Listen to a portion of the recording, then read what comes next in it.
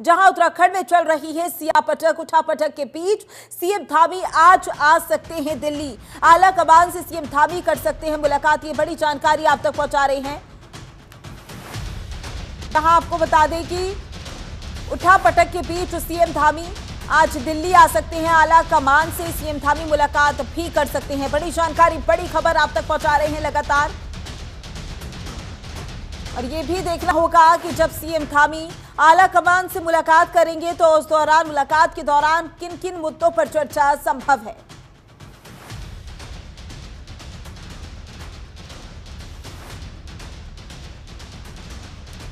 और इसी पर ज्यादा जानकारी के लिए हमारी संवाददाता आंचल हमारे साथ जुड़ चुकी हैं। आंचल, सीएम धामी दिल्ली आ सकते हैं और आला कमान से मुलाकात भी कर सकते हैं। अगर उत्तराखंड की सियासत की बात की जाए और सीएम धामी के दौरे की बात की जाए तो क्या कुछ ज्यादा जानकारी सामने आ रही है? फिर से दिल्ली दौरे पर आ सकते जो है, एक बार फिर से दिल्ली दौरे पर आ सकते हैं, जो कि अभी तक सूत्रों से जानकारी मिल रही है। हालांकि देखिए, इस उत्तराखंड की सियासत से जोड़ते हुए जरूर देखा जा रहा है। ये माना जा रहा है कि जो सीएम पुष्कर सिंह धामी हैं वो दिल्ली आ रहे हैं। और जैसे कि उत्तराखंड में हाल ही जो वित्त मंत्री थे प्रेमचंद ने एक बयान के बाद से जो आक्रोश जनता में उत्पन्न हुआ था, उसके बाद से इस्तीफा दे दिया। और ये माना जा रहा है कि जिस तरह से उत्तराखंड में आगामी समय में मंत्रिमंडल विस्तार होना है, कुछ बदलाव किए जाने हैं, इसको लेकर आला कमान से चर्चा कर सकते हैं पुष्कर सिंह धामी। आज दिल्ली आ सकते हैं। हालांकि देखिए, अभी देखना होगा कि जो पूरा का पूरा मामला हुआ था प्रेमचंद अग्रवाल से जुड़ा हुआ, क्या इसको लेकर भी चर्चा हो सकती है, क्योंकि इस पूरे मामले के बाद से जब जगह जगह आंदोलन प्रदर्शन होना शुरू हुआ तो प्रेमचंद अग्रवाल ने अपने इस्तीफे की पेशकश कर दी थी। उनका कहना था कि मेरे खिलाफ पूरा माहौल बनाया गया था। हालांकि देखिए, जो पहाड़ी शब्द का इस्तेमाल उन्होंने किया था, उसके बाद से काफी कुछ आक्रोश उत्पन्न हुआ। हालांकि देखिए, विपक्ष ने भी इस मुद्दे को काफी प्रमुखता से उठाया था। इस्तीफे की लगातार मांग हो रही थी और उसी मांग के चलते उन्होंने अपना इस्तीफा दिया। अब ये देखना होगा कि सीएम पुष्कर सिंह धामी जब दिल्ली आएंगे तो क्या कुछ आला कमान से वो चर्चा कर सकते हैं, क्योंकि इससे पहले भी देखा गया है कि जो उत्तराखंड के प्रभारी हैं दुष्यंत कुमार गौतम जब दिल्ली आए थे, उनसे मुलाकात की थी। और साथ ही मुलाकात के साथ साथ जो कह सकते हैं कि एक विस्तार करने की तैयारी है, बदलाव करने की तैयारी है, उसको लेकर भी संभवतः चर्चा हुई थी। हालांकि देखिए, आज जब दिल्ली पहुंच सकते हैं तो ये माना जा रहा है कि उत्तराखंड की राजनीतिक जो हो रही है, सियासत चल रही है, उसको लेकर भी चर्चा हो सकती है। बिल्कुल आंचल, और जाहिर सी बात है अगर इस समय हम उत्तराखंड की बात करें तो उत्तराखंड में जो हालात बने हुए हैं, जो स्थितियां बनी हुई हैं, जो सियासी उठापटक जारी है, उसमें साफ साफ देखा जा सकता है कि किस तरीके इस समय बीजेपी खेमे में चिंता के विषय बना हुआ है। लेकिन अगर हम प्रेमचंद अग्रवाल के इस्तीफे की बात करें तो उनके इस्तीफे पर भी लोगों ने प्रदर्शन किया। लोग उस इस्तीफे को स्वीकार करने के लिए तैयार नहीं है।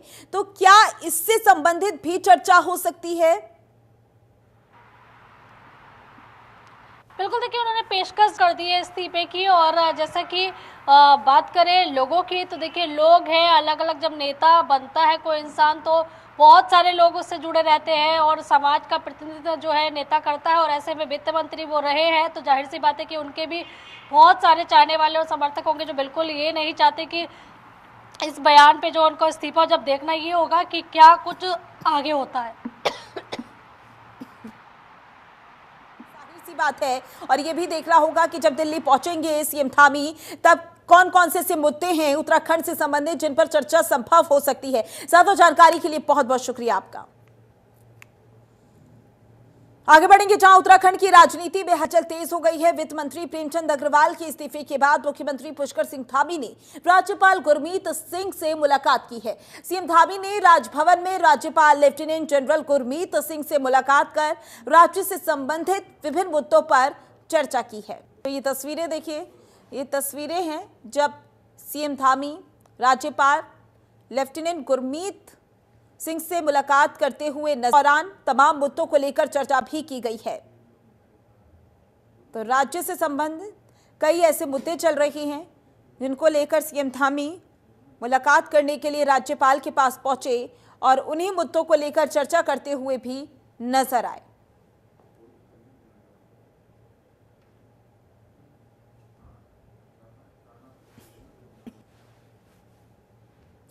तो तो प्रदेश के कई मुद्दों को लेकर इस समय चर्चा चल रही है, चाहे वो प्रेमचंद अग्रवाल का इस्तीफा हो या फिर इसके अलावा और कई मुद्दे हों, क्योंकि अगर हम सीएम धामी की बात करें तो सीएम धामी राज्यपाल से मुलाकात करते हुए नजर आए और उसके बाद दिल्ली भी जाएंगे वो।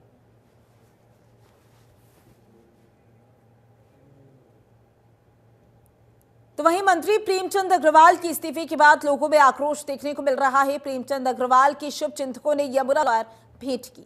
शुभचिंतकों ने भावनाओं में आकर बाजार बंद करने की बात की है। प्रेमचंद अग्रवाल ने समर्थकों से अपील की और कहा कि मुझे पता चला है कि कुछ लोग मेरे इस्तीफे को लेकर आंदोलन कर रहे हैं। मैं उनसे अनुरोध करना चाहूंगा कि वे आंदोलन ना करें। मैं उनके समर्थन के लिए उनका धन्यवाद कर, लेकिन राज्य के विकास की दिशा में काम करना चाहिए। हम सब एक हैं। आप सभी का प्यार और प्रेम मेरे साथ बना रहे, मैं यही आप सभी से चाहता हूं। सर्व समाज के लोगों से मेरा यही निवेदन है कि किसी भी प्रकार का विवाद प्रदर्शन ना किया जाए।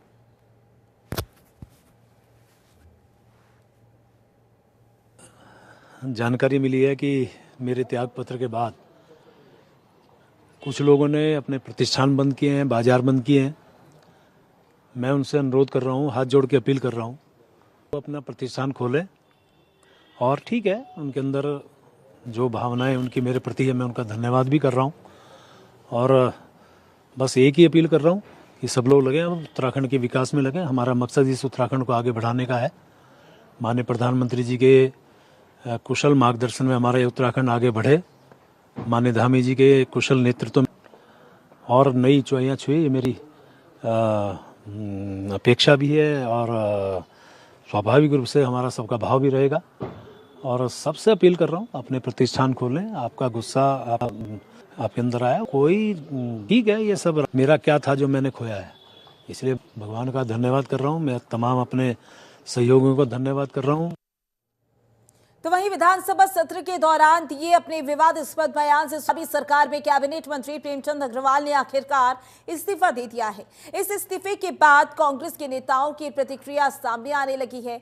श्रीनगर विधानसभा के पूर्व विधायक और कांग्रेस प्रदेश अध्यक्ष कांग्रेस गणेश कोदियाल ने कहा कि यह कि जब तक मुख्यमंत्री और विधानसभा अध्यक्ष इस बात पर क्षमा नहीं मांग लेते कि उन्होंने इतने लंबे समय तक क्यों इन्हें संरक्षण दिया है। ये लड़ाई प्रेमचंद अग्रवाल जी के इस्तीफे तक ही सीमित नहीं होगी। ये लड़ाई आगे भी बढ़ेगी तब तक जब तक कि मुख्यमंत्री धामी जी ने इस बात के लिए उत्तराखंड के लोगों से क्षमा नहीं मांगी कि उन्होंने प्रेमचंद अग्रवाल जी को कृत्य पर क्यों उनका संरक्षण किया। जब तक ऋतु खनूड़ी जी ने इस बात के लिए माफी नहीं मांगी सरेआम कि उन्होंने विधानसभा में प्रेमचंद अग्रवाल जी का संरक्षण क्यों किया, तब तक ये लड़ाई रुकेगी नहीं। और जब तक भारतीय जनता पार्टी के अध्यक्ष महेंद्र भट्ट जी ने इस बात के लिए माफी नहीं मांगी कि उन्होंने उत्तराखंड की जनता को क्यों धमकाया इस प्रकरण में, तब तक ये लड़ाई रुकेगी नहीं। और अब इस्तीफा हुआ है तो इस्तीफा दिनों बाद इसलिए हुआ कि उत्तराखंड के सम्मान की रक्षा के लिए जो शौर्य लोगों ने सामने आकर दिखाया, उस शौर्य के सामने आज भारतीय जनता पार्टी को घुटने टेकने। लेकिन पुनः एक बार कहना चाहूंगा कि ये लड़ाई तब तक अधूरी है, तब अधूरी रहेगी जब तक कि ये तीनों लोग सरेआम माफी न मांगे उत्तराखंड की जनता से। तो वहीं उत्तराखंड सरकार में मंत्री प्रेमचंद अग्रवाल के इस्तीफे के बाद डोईवाला के व्यापारियों ने अपना रोष किया। डोईवाला के व्यापारियों ने अपना रोष जाहिर करते हुए बाजार को सुबह से बंद रखा। डोईवाला व्यापार संघ के अध्यक्ष रमेश वासन ने कहा कि उत्तराखंड में जिस तरह का माहौल बनकर कुछ चंद लोग पहाड़ मैदान की राजनीति कर रहे हैं, वो प्रदेश के हित में नहीं है।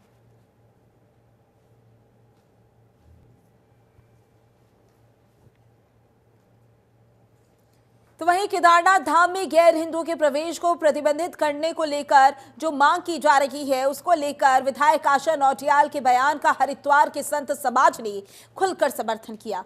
संतों ने कहा कि धार्मिक स्थलों की पवित्रता बनाए रखना हर श्रद्धालु का कर्तव्य है और इस संबंध में नियमों का पालन किया जाना चाहिए। उनका मानना है कि यदि केदारनाथ धाम की छवि खराब हो सकती है तो गैर हिंदुओं के प्रवेश पर प्रतिबंध लगा देना चाहिए। हरिद्वार में विभिन्न अखाड़ों के संतों ने ने एक स्वर में कहा कि केदारनाथ और अन्य प्रमुख स्थलों की गरिमा को बनाए रखने के लिए सख्त नियम आवश्यक हैं। संतों का आरोप कि निश्चित रूप से कुछ गैर हिंदू ऐसे होते हैं जो बाहर से आकर धाम को बदनाम करने के लिए अनुचित गतिविधियों में शामिल होते हैं। ऐसे में सरकार का उचित कदम उठाना जरूरी है।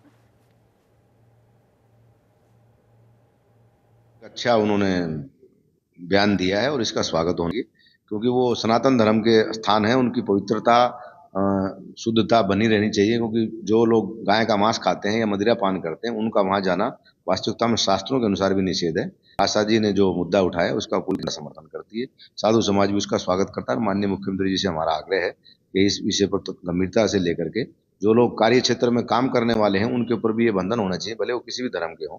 अगर वो काम करने वाले कर्मचारी हैं या मजदूर हैं तो वहाँ कम से कम मांस और मदिरा का सेवन ना करें, जिससे देवभूमि की जो पवित्रता है, चार धामों का जो पूरी दुनिया में एक नाम है, पूरी दुनिया से लोग दर्शन करने आते हैं। और आने वाले अगले महीने से चार धाम यात्रा शुरू होने जा रही है। तो माननीय जो विधायिका हमारी आशा बहन है, उन्होंने जो मुद्दा उठाया है वो स्वागत योग्य कदम है। सरकार पर इस पर तत्काल ध्यान देना चाहिए। केदारनाथ में केदारनाथ विधायक आशा नौटियाल के द्वारा केदारनाथ धाम में गैर हिंदुओं के प्रवेश वर्जित के संदर्भ में जो उनका बयान है वो बहुत सराहनीय है। वास्तव में हमारे उत्तराखंड में देवभूमि इसको हम बोलते हैं, और देवभूमि में जिस प्रकार से जिहादियों ने धर्म स्थानों की पवित्रता को भंग करने के प्रयत्न किए हैं, ऐसे में केवल केदारनाथ धाम ही नहीं अपितु चारों धामों में गैर हिंदुओं का प्रवेश वर्जित होना चाहिए और वहां पर किसी भी प्रकार का व्यापार भी प्रतिबंधित करना चाहिए। गैर हिंदू व्यापार की आड़ में हिंदू बहन बेटियों को ऐसी अनेकों घटनाएं उत्तराखंड में बढ़ती जा रही है। मैं उत्तराखंड सरकार से कहना चाहूंगा कि इस पर निर्णय लेकर शीघ्र इसका निर्णय लेना चाहिए। हिंदू धार्मिक स्थलों पर गैर हिंदुओं का प्रवेश पूर्णित होना चाहिए, क्योंकि गैर हिंदू धार्मिक स्थलों पर श्रद्धा भाव से तो आते नहीं, बल्कि श्रद्धा का मजाक बनाने के लिए या हिंदू मठ मंदिरों को दूषित करने के लिए या छिन्न भिन्न करने के लिए वो योजनाबद्ध तरीके से या जिहाद चलाने के लिए वो हिंदू मठ मंदिरों में आते हैं।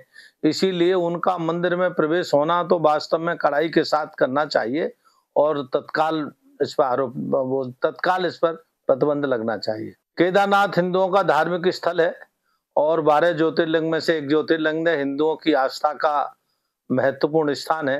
पूरे विश्व से हिंदू वहां पर धार्मिक आस्था के कारण से केदारनाथ भगवान के दर्शन करने के लिए आते हैं।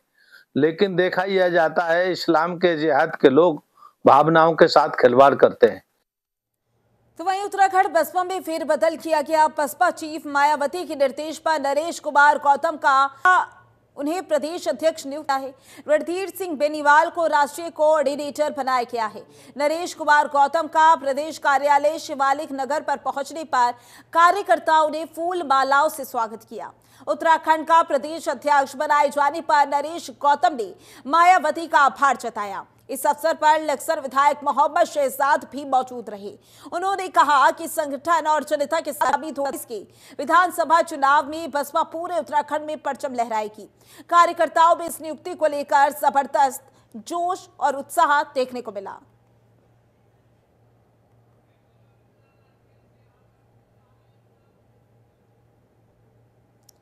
भारत के पहले chief of defence staff CTS general Bipin Rawat की जयंती पर कांग्रेस कार्यकर्ताओं ने उन्हें याद किया। इस दौरान कांग्रेस जिलाध्यक्ष विनोद नेगी, नगर अध्यक्ष भरत सिंह रावत, नगर उपाध्यक्ष यशोदा नेगी ने पार्क के गेट पर जनरल बिपिन उन्हें सुमन अर्पित किए। इस दौरान कांग्रेस जिलाध्यक्ष विनोद नेगी ने कहा कि राष्ट्र के प्रति उनकी निस्वार्थ सेवा के लिए वे हमेशा याद किए जाते रहेंगे। जनरल बिपिन रावत के योगदान को भुलाया नहीं जा सकता है। तो वहीं उन्होंने कहा कि देश की महान विभूति को आज याद करने का दिन था। ऐसे में पार्क के बाहर ताला लगा होना, प्रशासन और जनप्रतिनिधियों द्वारा उन्हें याद न किया जाना महान विभूति की उपेक्षा को दर्शाता है।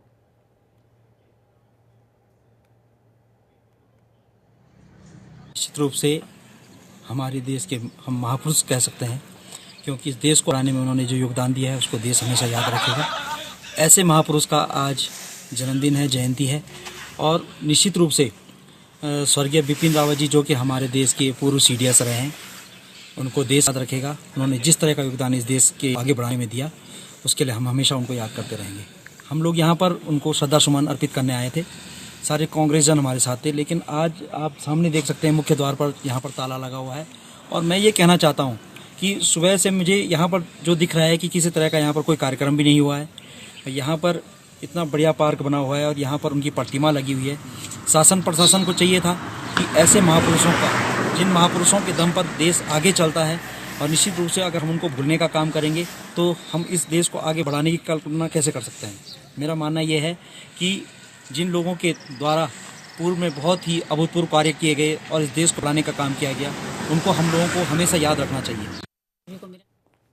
और आज हम यहाँ पर बड़े उत्साहित होकर आए थे, हम सभी कांग्रेसजन, कि जनरल बिपिन रावत जी को हम श्रद्धा सुमन अर्पित करें, क्योंकि कई ऐसे नेतागण, मंत्रीगण हैं, हमारी नगर पालिका हैं, अध्यक्ष हैं, और आज यहाँ पर जो है उनका जन्मदिन नहीं मनाया गया है। तो ये हम लोगों के लिए बड़ा शोचनीय विषय है।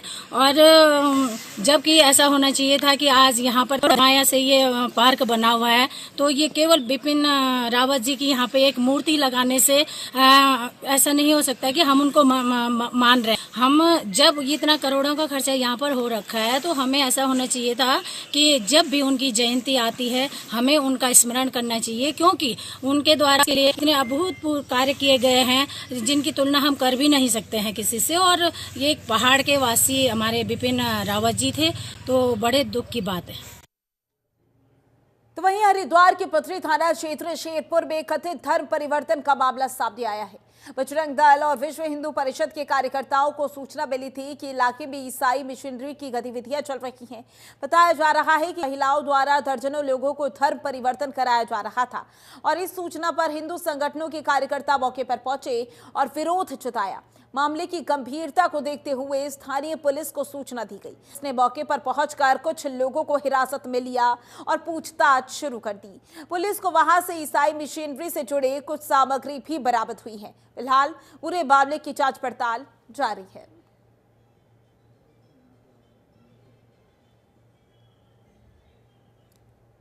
तो वहीं नवगठित उत्तराखंड स्वाभिमान मोर्चा जन जागरूकता यात्रा रैली उत्तरकाशी पहुंची। मोर्चे की टीम का स्थानीय युवाओं ने जोरदार स्वागत किया। जिला मुख्यालय स्थित सुमन सभागार में आयोजित चिंतन शिविर में स्वाभिमान मोर्चा की टीम ने युवाओं के साथ क्षेत्र के विकास के मुद्दों और राजनीतिक हालातों पर चर्चा की। कीर्ति इंटर कॉलेज के सुमन सभागार में आयोजित चिंतन शिविर में पहुंचे उत्तराखंड स्वाभिमान मोर्चा के अध्यक्ष ने कहा कि मोर्चे का गठन कर उत्तराखंड में एक नया फ्रंट जनता के सामने लाने की कोशिश है, जो कि राजनीतिक विकल्प के रूप में सबके सामने होगा, बल्कि गांव-गांव जाकर विकास के मुद्दे पर चर्चा करेगा।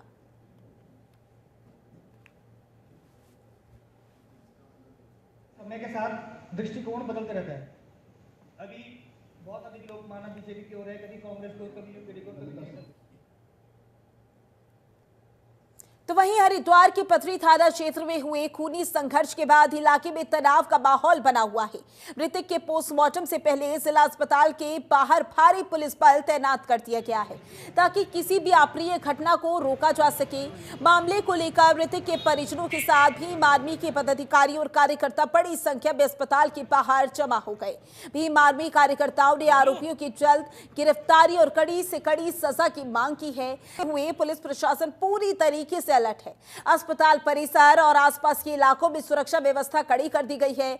पुलिस का कहना है कि हालात पर कड़ी नजर रखी जा रही है और कानून व्यवस्था बिगाड़ने की कोशिश करने वालों पर सख्त कार्रवाई की जाएगी। मामले की संवेदनशीलता को देखते हुए प्रशासन ने शांति बनाए रखने की अपील की।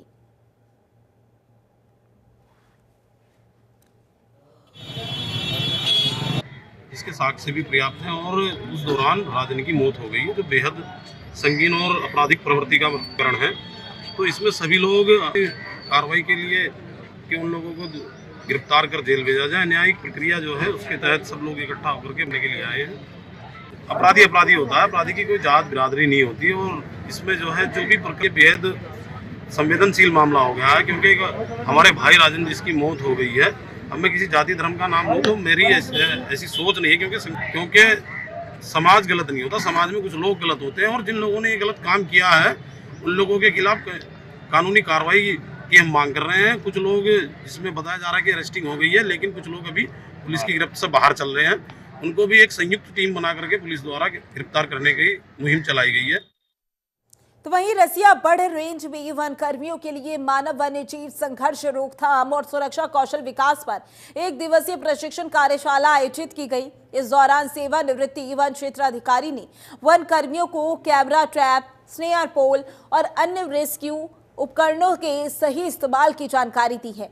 उन्होंने बताया है कि 32 वन रक्षकों को ये 6 महीने का विशेष प्रशिक्षण दिया जा रहा है, जिसमें उन्हें अलग अलग वन रेंज में अभ्यास कराया जा रहा है। प्रशिक्षण कार्यक्रम के तहत वनकरों के हमले की स्थिति में प्राथमिक उपचार और अतिक्रमण रोकने की ट्रेनिंग दी गई है।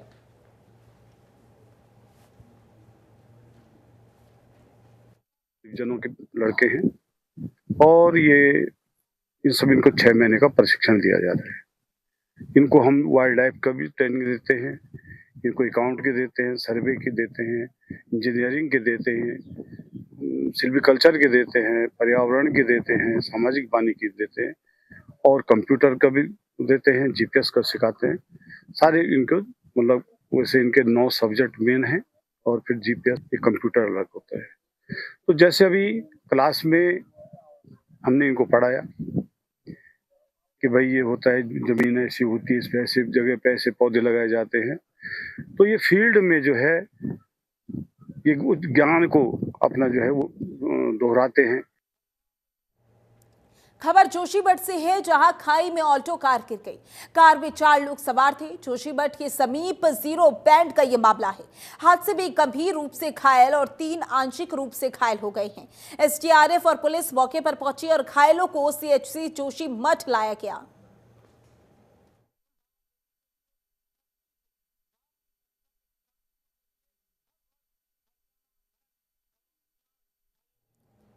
हल्द्वानी के मछली बाजार स्थित गांधीनगर के नाले में एक युवक का शव मिलने से इलाके में हड़कंप मच गया है। शव की स्थिति को देखते हुए अनुमान लगाया जा रहा है कि वह काफी पुराना हो सकता है। घटना की सूचना मिलते ही पुलिस ने मौके पर पहुंचकर जांच शुरू कर दी है। सीओ ने बताया कि शव मिलने की सूचना मिलते ही पुलिस फॉरेंसिक की टीम को तत्काल मौके पर भेजा गया। पुलिस ने घटनास्थल से जरूरी साक्ष्य जुटाए। शव को पोस्टमार्टम के लिए भेजा गया। फिलहाल मृतक की पहचान नहीं हो सकी है। पुलिस सभी पहलुओं पर जांच कर नगर में नाले के पास बॉडी बरामद हुई है। इसमें जो मैगेट्स डेवलपमेंट हुआ है बॉडी पे, उसी के बेस पे डिटरमाइन हो सकता है। जो फॉरेंसिक हमारे एंटोमोलॉजिस्ट होते हैं उनके थ्रू पता चल सकता है कि इसमें कितने दिन पुरानी बॉडी। अभी कहना थोड़ा मुश्किल है क्योंकि बीच में ठंड का टाइम भी था, तो कितनी पुरानी है, डिकम्पोजिशन रेट क्या है, वो अभी कहना थोड़ा मुश्किल है। तो उसके लिए अभी पंचायतनामा और उसके बाद पोस्टमार्टम के लिए भेजा गया, बॉडी को मौत में रखी गई है। फिलहाल के लिए इस बुलेटिन में इतना ही। बने रहे जनतंत्र टीवी के साथ। नमस्कार।